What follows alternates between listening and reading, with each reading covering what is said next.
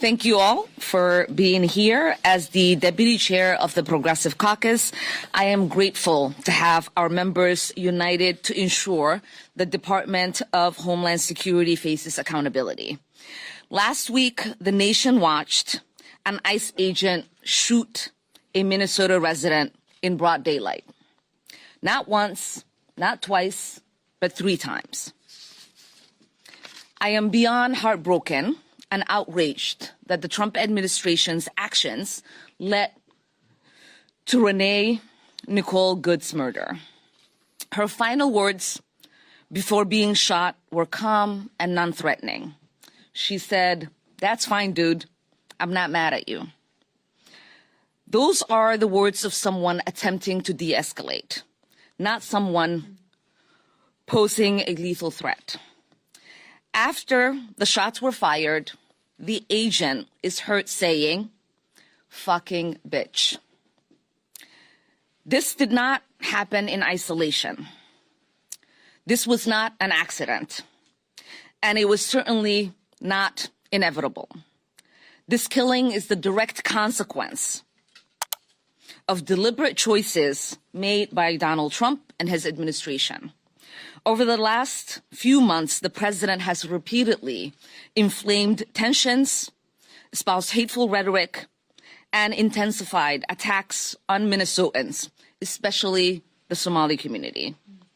ICE's increasingly violent actions have terrorized our state and culminated in this needless loss of life. This is what happens when you give people with guns impunity. Dangerous things take place. To be clear, demanding accountability is not radical. Calling for systematic reforms are not extreme. This is the bare minimum required to restore safety and justice back to our communities. The American people deserve answers and accountability. They deserve to live without fear of federal agents acting as judge, jury, and executioner in our streets. And so today, I am glad to announce that the Congressional Progressive Caucus has adopted an official position to hold ICE accountable. Our caucus members will oppose all funding for immigration enforcement in any appropriation bills until meaningful reforms are enacted to end militarized policing practices. We cannot and we should not continue to fund agencies that operate with impunity, that escalate violence, and that undermine the very freedoms this country claims to uphold. ICE has no place in terrorizing Minneapolis or any American community. Together, we will stand united to ensure we put a check on the pattern of violence and lawlessness from this administration. Next, I want to introduce our whip, Congressman Chuy Garcia. Thank you. As the whip of the Progressive Caucus, I am pleased to announce that our caucus has voted to oppose any appropriation to ICE and Customs and Border Patrol unless specific reforms are met. We believe in dignity, in justice, and accountability.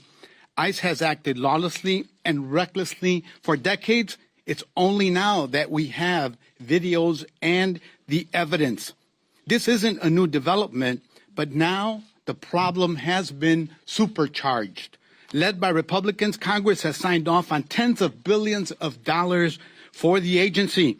And just last year, Republicans gave DHS $170 billion for border and interior enforcement in the Big Ugly Bill, including $75 billion to ICE. Since then, ICE and other DHS agencies have doubled down on brutal, targeted enforcement programs. They've tear-gassed children. They've ripped families apart. They've disappeared and detained lawful permanent residents and U.S. citizens. They killed Silverio Villegas Gonzalez and shot Marimar Martinez 5 times in Chicago, in my district, within just a few days. And they killed Renee Nicole Good last week in Minneapolis. This is what happens when we give a bottomless pit of money to the Trump administration, which prefers death and destruction to the health, safety, and well-being of our communities. I represent a community that's been one of the epicenters of terror, as Minneapolis is today, and brutally unleashed by ICE and CBP. A community that could use those $75 billion for health care, for housing and education. With $75 billion, we could make a meaningful difference in the lives of millions who are struggling with insurmountable costs of living. Programs to provide housing to families, child care for 6 million children nationwide, 2 years worth of Pell Grants for low-income students. So today, I'm proud to stand in strong support of the position that our caucus has elected to adopt, rejecting unaccountable funding to ICE and CBP. And I also encourage all members, Republican and Democrat, to join us in voting no against the weaponization and the militarization of the government against our communities. Vote no on government cover-ups and lies. No to giving more money to Kristi Noem and other DHS officials who spit in the face of congressional authority and public accountability. No to using taxpayers to fund terror, trauma, and death in our communities. No más. Insto a todos los miembros republicanos y demócratas a que se unan a nuestra bancada para votar no en contra del uso de las Fuerzas Armadas y la militarización del gobierno contra nuestras comunidades.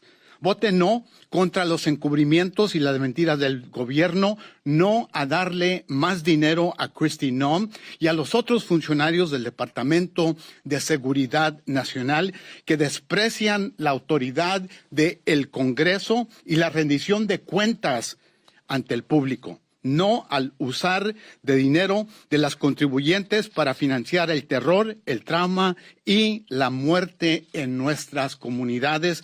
Ya basta. Next, I would like to introduce the ranking member of the Subcommittee on Immigration of the Judiciary Committee, Pramila Jayapal. Thank you so much, Representative Garcia, and thank you so much, Chair Omar, for your incredible leadership and courage in this moment, and to all of the members of the Progressive Caucus for taking a very strong, bold, and necessary position on appropriations. We cannot continue with business as usual as immigration agents tear gas peaceful protesters, ram down the doors of residents in Minnesota and across the country, as they round up U.S. citizens, as they strip our rights one by one. Last week, we all watched in horror as an ICE agent killed Renee Nicole Good in the streets of Minneapolis. She is not the first person to die at the hands of a rogue agency. And nothing we say or do can bring back Renee or any of these other individuals. But we can demand change in their memory. We have to urgently pass legislation to roll back the excessive funding for immigration enforcement that was in the Republicans' big bad betrayal bill. And we cannot support additional funding for the Department of Homeland Security without seriously meaningful and significant reforms to the way that federal authorities conduct activity in our cities, our communities, and our neighborhoods. No more masked agents. No more ramming down our neighbors' doors without a warrant. No more threatening and intimidating the American people from exercising their First Amendment rights. They must end detention abuses by immediately ceasing the use of private for-profit detention centers. 35 people have already died in ICE custody just since Donald Trump came in. As the ranking member of the Immigration Subcommittee, I get a notice every time an official death, and that's just the official deaths, are recorded. And there are reports that people are being forced to sleep on the floor with cockroaches, fed food with maggots in it, and had medical care withheld. Anything for these private facilities to save a buck. And there must be independent investigations of lawlessness and violence by immigration agents and Border Patrol agents, and meaningful consequences for those who commit these acts of violence. Not a slap on the wrist, no impunity given to these officers to do whatever they want on our streets and just sent back out into the streets. This Friday, we will be conducting our 6th hearing of the Immigration Subcommittee Democrats in Minneapolis. St. Paul, with Representative Omar and the Minnesota delegation. And we will hear from people who have been directly impacted, and we will continue to demand accountability, because that is the thing that the American people want, and it is absolutely what we must do today. With that, let me introduce the incredible representative from the state of Illinois, Representative Delia Ramirez. Thank you, Congresswoman. You know, as you're hearing my colleagues talk about what's happening in the streets, I really want to encourage you not to normalize this moment. You've heard a lot of what's happening over and over and over. And it's really easy for you to hear abduction, kidnapping, killing, beating, dying in detention. And if you hear it so much, at some point, perhaps it may feel normal. None of this is normal. It's unconscionable. For the last year, Chicagoans and our neighbors across the country have been dragged, disappeared, beaten, abused, kidnapped, shot, murdered in front of their very own loved ones. And as Americans watch the violence and the indignity on their phones, on television, they've come to understand what so many of us already know, that the Department of Homeland Security is a threat to our collective safety. But I want to be clear. What is happening today in our communities, whether it's Minneapolis, Chicago, Oregon, North Carolina, LA, New York, New Orleans, and the list goes on, it's not an accident, nor is it new. You may be surprised by what I'm about to say, but DHS immigration agents, they're not rogue. Why? Because from its establishment, DHS and ICE has been empowered through a lack of oversight and too much latitude to violate our rights under the pretense of security and safety. Who is feeling secure and safe right now under the Department of Homeland Security? On January 7th in Minneapolis, Americans saw the danger of infusing unlimited resources into DHS's abuses of power. ICE shot U.S. citizen Renee Nicole Good in the face. But many of us have been talking about what's happening for a very long time. And we knew that unfortunately, at some moment, we would be here today, heartbroken and devastated, watching the number of people dying under DHS. So now we've plainly seen what they do with unlimited resources and unchecked power. Funding ICE only fuels our own destruction. We cannot assure our security by sacrificing our humanity, our dignity, our liberty. So what can we do? You've heard from my colleagues already. How do we protect our Constitution? We have to use Congress, appropriations power, to hold DHS accountable. Yes, and that means we must oppose new investments and demand policy change and reforms. It means we're not voting on a DHS package without any reforms, significant reforms. But I want to go further. We have to also impeach Kristi Noem. I want to go further than that. We need to prosecute the criminals in masks. We need to cut and claw back ICE's funding as natural consequences for DHS's disregard for the rule of law and violations of our rights. We have to use every single tool, including the power of the purse, to end the campaign of terror. Because we brought ICE into this world. And we have a responsibility to decide what we do with it after. Let me just say a few added words in Spanish. Lo más importante que tiene que escuchar nuestra gente es que el caucus congresional progresista, aquí con nosotros, ha decidido tomar una posición muy formal. Como no pueden imaginarse, el Departamento de Seguridad Nacional quiere más dinero para secuestrar a nuestra gente, para matar a nuestra gente en las calles, para meterlos en cárceles, mandarlos a El Salvador y a otras partes del mundo. el Congreso aquí, el caucus progresista congresional, ha decidido que no votaremos por ninguna legislación que tenga más dinero para ICE, para el Departamento de Seguridad Nacional, que incluye también CBP, si no vemos reformas con contabilidad que sea en verdad concreto. Es muy importante que en este momento usemos todo lo que tenemos en nuestro poder para hacerlos a ellos contable, y con este grupo aquí lo haremos. Muchas gracias. Con eso es mi gusto introducir. It is my pleasure to introduce to you. I'm Spanglishing it right now. I know the president will love that. The one, the only, our champion for immigrant rights in Florida, Maxwell Frost. Thank you so much, Delia. Good afternoon. I'm Congressman Maxwell Alejandro Frost. I represent Central Florida in my town of Orlando here in Washington, D.C. Today, I want to speak about the choices Congress faces in the upcoming appropriations bills, the responsibility that we have on funding decisions that we make. And I'm very proud of the Congressional Progressive Caucus for taking this principled stance, because the one thing that we can do that no one else in the communities that we represent can do is walk onto that House floor and cast the ballot and cast the vote. And what we vote for and what we vote against is a true reflection of not just our character, but also our priorities and what we believe needs to happen in this moment. And as we see these videos and these accounts, as we see ICE in our community terrorizing our people, kidnapping Americans, human trafficking people across the entire world, our position is simple. We will not fund that. We say no to funding for any DHS appropriations bill as long as our people will continue to be killed in detention facilities, on our streets, in our communities, as long as this lawlessness continues.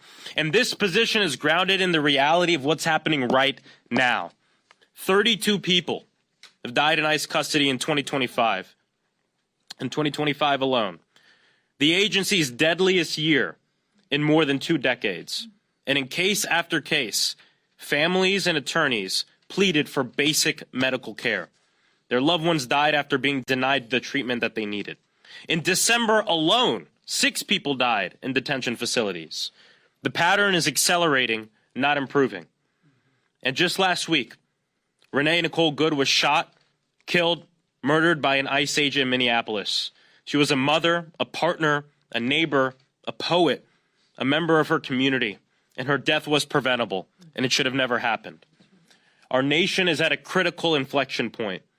When immigration enforcement results in the loss of life, whether in a detention facility or in our communities, it exposes deep failure in oversight, use of force standards, and accountability mechanisms. Congress cannot look away. Continuing to write blank checks without demanding change only will allow these tragedies to continue, and to be honest, it also means that we are complicit. That is why we are calling for clear, enforceable guardrails. Stronger limits on the use of force, independent investigation when harms occur. We cannot depend on this administration to police themselves, and an end to the enforcement practices that are terrorizing our communities. People should not be afraid to go to work, to take their kids to school, or to simply live in their own neighborhoods because of how immigration enforcement is carried out. But I'll be honest, without us doing this, we cannot depend on this administration to do anything.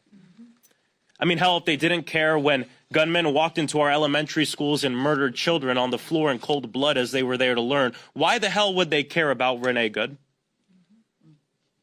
If they don't care when people go into our synagogues and our temples, when people go into our churches and murder our people in the middle of the street, just so the gun lobby can make more money, why would they care about the United States government doing the same thing to our people? That is why Congress must assert itself and step up. And the last thing I have to bring up is just the callousness of our leadership in the White House right now.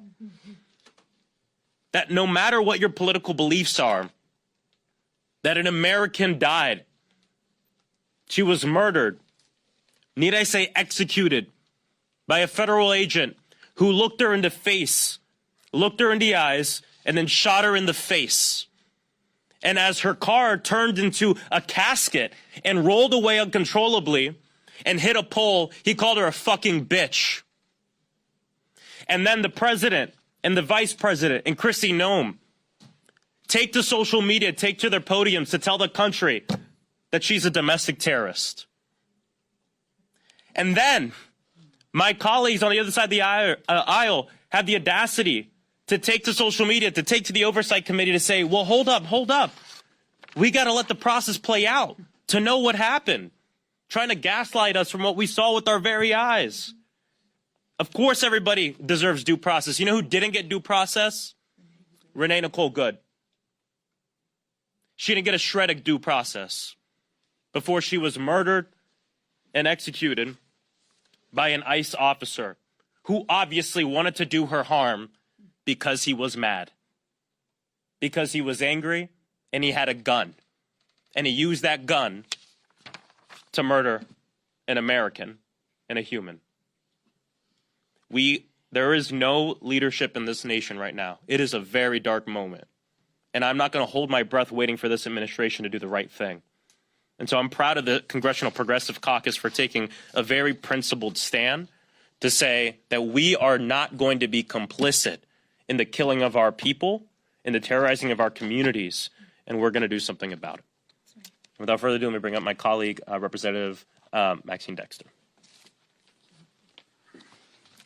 Thank you all for being here and shining a light on this critical issue at a pivotal moment in our nation's history. I'm proud to stand here with my Congressional Progressive Caucus. I am Maxine Dexter. I am a mother, a physician, and very proud U.S. Representative for Oregon's 3rd Congressional District. Details are still emerging, but one thing is absolutely clear. When any law enforcement officer fires a weapon in any community, the public must have answers to questions. They must have accountability and transparency. Transparency cannot be optional. Accountability cannot be optional.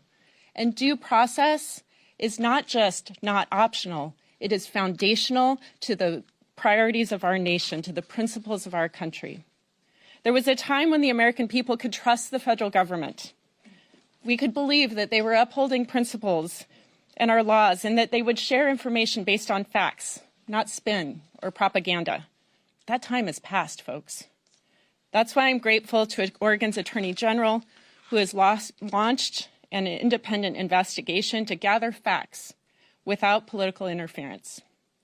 This independent investigation is so critical because, as you have heard, there's a disturbing pattern across this country, from Portland to Minneapolis to Chicago, where masked federal agents act without fear of being accountable to the law. This impunity, this type of conduct, has led to U.S. citizens being detained and assaulted. It's led to wrongful deportations. And last week in Minneapolis, it led to the murder of a mother and a poet, Renee Nicole Good. We are here to say this is not normal. We are taking a stand against it, and we will stand against anyone who will not abide by the laws and the principles of our nation. The Congressional Progressive Caucus will oppose any appropriations bill that funds immigration enforcement without meaningful and actionable reforms that ensure transparency and accountability to the law.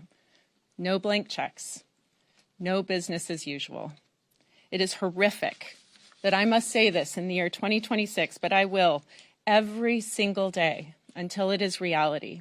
Our communities deserve a federal government that is accountable to the law, that is committed to keeping them safe, that won't murder them in cold blood.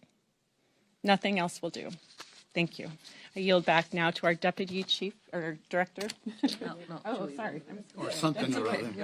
I'd like to open it up for questions, and Ryan from NBC was first person to ask to. So please. Yeah, Kyle from NBC. I don't see Ryan. I wanted to ask, have you had a chance to talk to Leader Jeffries yet about this position from the Progressive Caucus? Do you have confidence you'll be able to keep the full Democratic caucus united against DHS funding?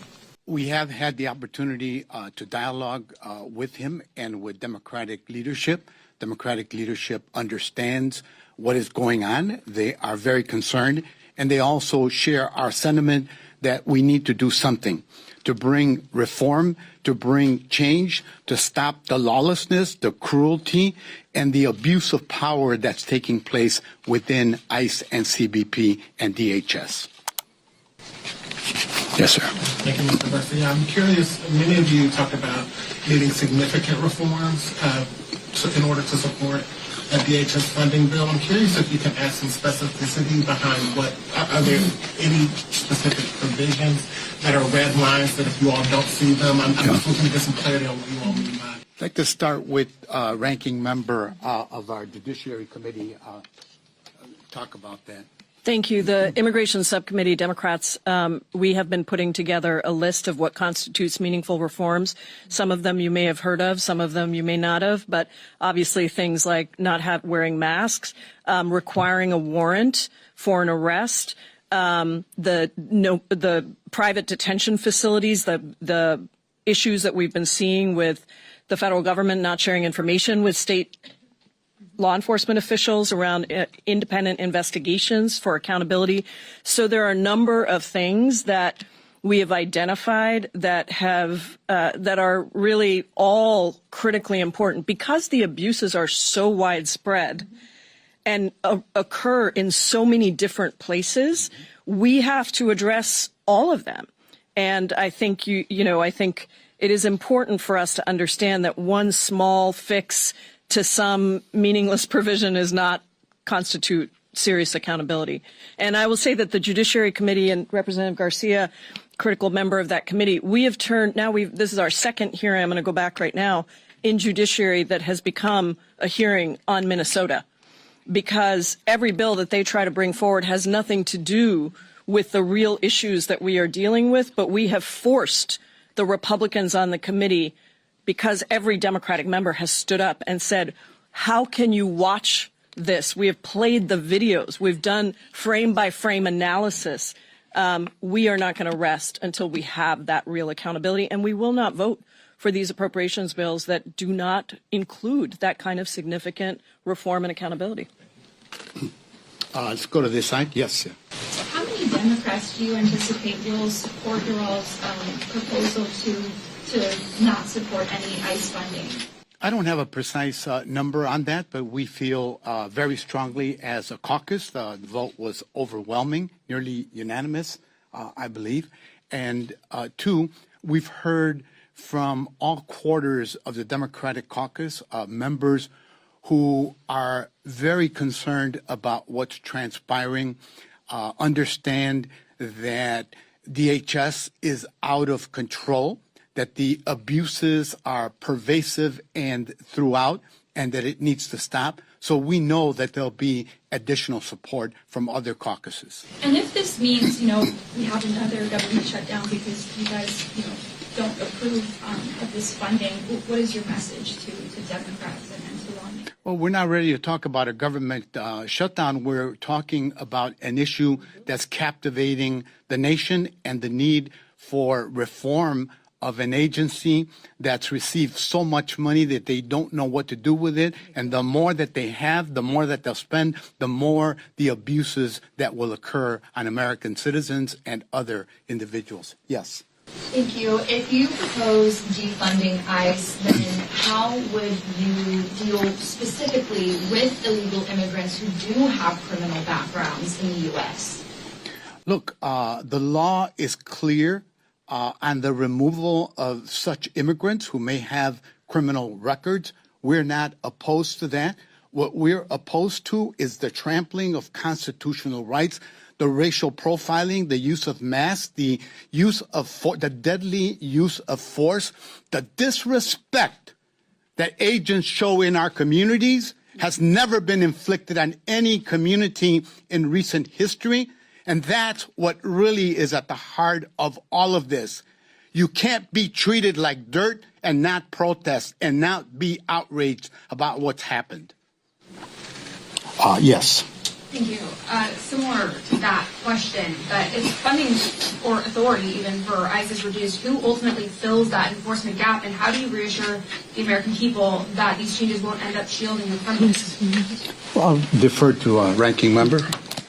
Look, I want to be very clear that what's happening right now is the Trump administration is taking away law enforcement that should be focusing on real national security threats, on real criminals, and deploying them to immigration and harassment, kidnapping, detention, killing of U.S. citizens, residents, undocumented immigrants who have never committed any crime in this country. That is what's happening. 25% of FBI agents have been deployed to this. Homeland Security Investigations, which is HSI, part of ICE, used to focus on real criminal investigations. And even those of us who didn't like what ICE was doing used to support many of those investigations that HSI used to carry out. Those were important investigations. HSI is now working on this. And you may have seen the news that the prosecutors who at the Department of Justice who are responsible for the so-called fraud investigation in Minnesota just stepped down and resigned because this is being used to go after immigration, go after people in the state of Minnesota just randomly. And today we played the video in Judiciary Committee of doors being battered down. I just want to remind everybody that the Fourth and Fifth Amendments of the Constitution apply to everybody, citizens and non-citizens alike. So I think we have to actually look at this and turn your question the other way and say, do you care about actual national security and public safety? Because what is happening right now is undermining the safety and security of all Americans across this country. Go back to this side. Yes. But can I add something on that? Oh, sure. Just real quick. Everyone should be aware that progressives in Congress are the crime fighters in Congress. And this isn't just like a talking point that I'm making up. We have a record on this as well. Donald Trump does not care about fighting crime. He doesn't care about keeping our people safe. What does the record show? Bipartisan Safer Communities Act, putting forth an Office of Gun Violence Prevention, making sure that we fund agencies like ATF to actually go after secondary and black market guns and ghost guns. And guess what? It worked.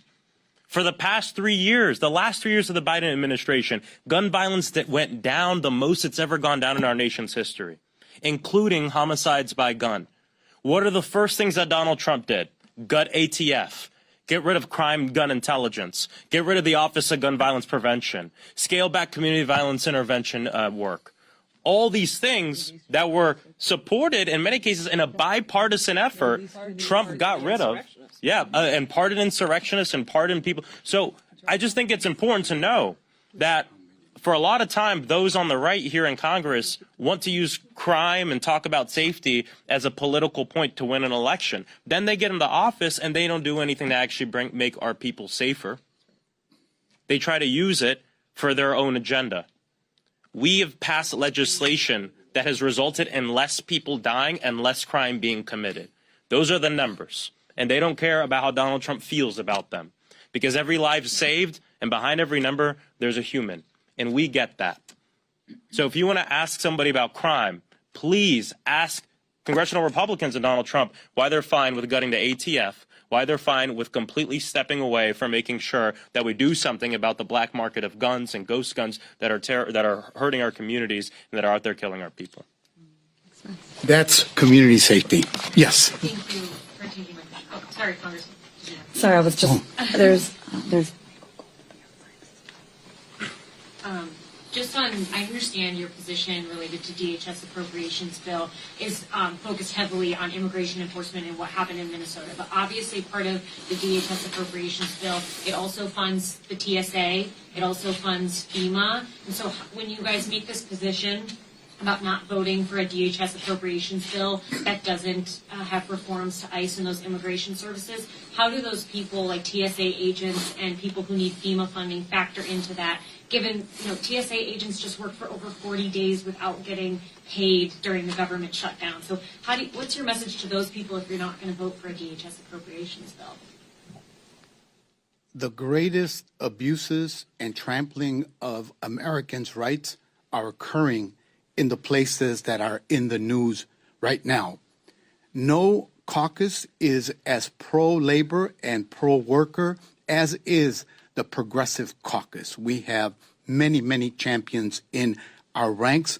We appreciate all of that. We think that the American public, especially new polling that was released, is in a new place about these abuses. They want it stopped. They don't want the types of tragedies that we've seen all over, and they're sickened by the trampling of people's constitutional rights and the racial profiling that is going on in communities. We're sensitive to that. What we're saying is, let's sit down, let's work out some reforms, and then we can talk about appropriations and votes. Yes. Thank you so much. I have a question for Representative Which one is it? She has a question for you. Sorry, sure. The question that I have, if you are, how are you coordinating with state and local officials in Minnesota to support affected communities in Minneapolis and St. Paul and these types of events? I mean, we have our staff that is in the district doing the constant work of making sure our congressional delegation, obviously the Democratic congressional delegation from Minnesota, and our local communities are getting information that is necessary, but also taking that information and seeing ways in which we could be supportive. Thanks. I understand we have Michael from the New York Times here. Yeah, thanks. Yes.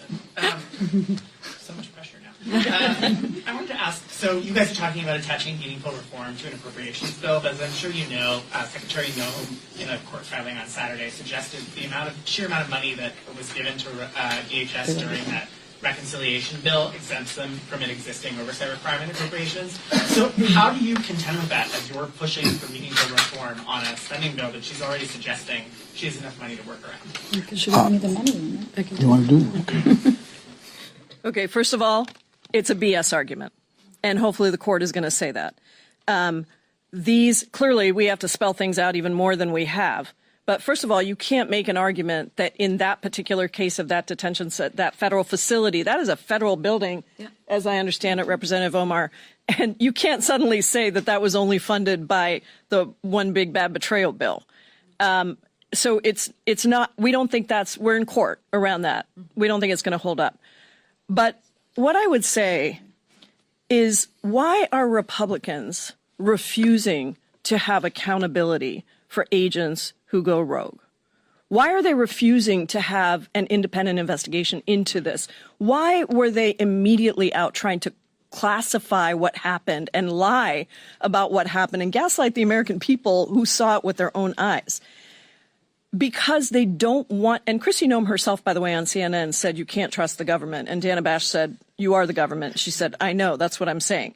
So I don't think we can trust what they're saying right now, and it's an unfortunate thing, but I think we have to be aware that when we write the appropriations language, we're going to have to spell out even more clearly than we have what this applies to, and they can't try to draw this distinction between what was in the big bad betrayal bill and what's in appropriations. I don't think the court will see what the court does. I also want to reiterate that 2 of the 3 shooting victims that have been in the news, the first one last summer at the end of June, Silverio Villegas, had just dropped his kids off from school. Same thing in Minneapolis. And the third one, the woman, my neighboring community, who was shot 5 times, Marimar, they also called her a domestic terrorist. The case fell apart. It was dismissed. They dropped the charges. They've used these labels on every single one of those instances, and that's reprehensible, unconscionable. Yes, sir. I understand the official position is just related to the DHS funding bill, but if there aren't any reforms to ICE or changes to ICE policy, should Democrats oppose the other funding bills to try to force Republicans to the negotiating table and try to get some policy concession? We have our position on this bill. We want to deal with that. We're ready to engage, and we're ready to negotiate. We'll take them one at a time. Yes. Nick? Oh, Nick. Several of you have referred to the shooting of Renee Good as murder. There hasn't been, a complete investigation. Are you perhaps prejudging, the possibility of getting a fair trial for the shooter or his rights to due process, by calling it murder before hitting his charge? Could I ask you a follow-up question? Would you ask that of the president and Kristi Noem when immediately they called the victim a domestic terrorist? That's right. And then they're going to be the ones that are going to conduct the investigation and ice out Minnesota from doing it? The reality is, as you see more and more footage, it is clear for us there was an intent to kill. I just did an interview with BBC with a former ICE director under Donald Trump, and we talked about the number of shots. And he said, it doesn't matter the number of shots. He was trying to justify it. Yeah, the number of shots matter. There was an intent to kill. And then he went further and called her a fucking bitch. So I think we can go back and forth on that. What we are saying is we want to see an independent investigation. The public is demanding it. And for the sake of our own credibility as government officials, whether you're Republican or Democrat, that investigation has to happen because that investigation has been denied for Silverio Villegas, Gonzalez, and others. And the time right now is now, and we have an appropriations process to hold them accountable with.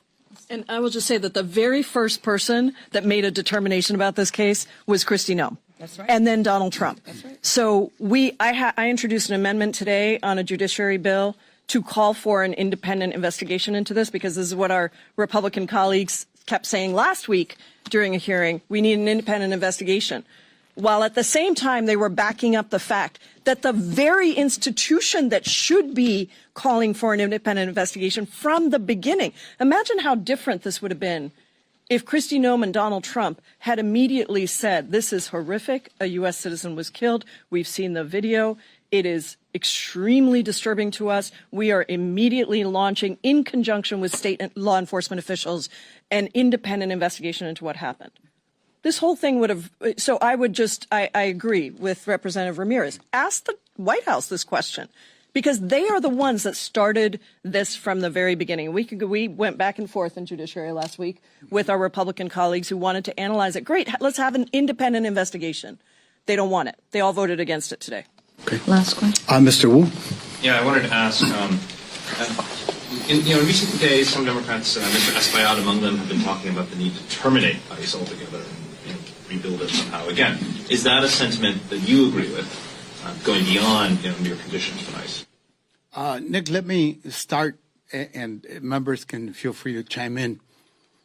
I had never used the term abolish ICE until the last round of pounding that my neighborhood took. Bobino and company showed up to terrorize our community. Is that ICE? Because my wife is terrified, and I too was sickened by the choppers flying overhead. I don't know if it was intentional, constantly hovering over my home in Little Village, while the terror that ICE was bringing to my community was all over the commercial strip of our neighborhood, Chicago's second magnificent mile in terms of commercial retail activity. That's when I said we can never go back to normal.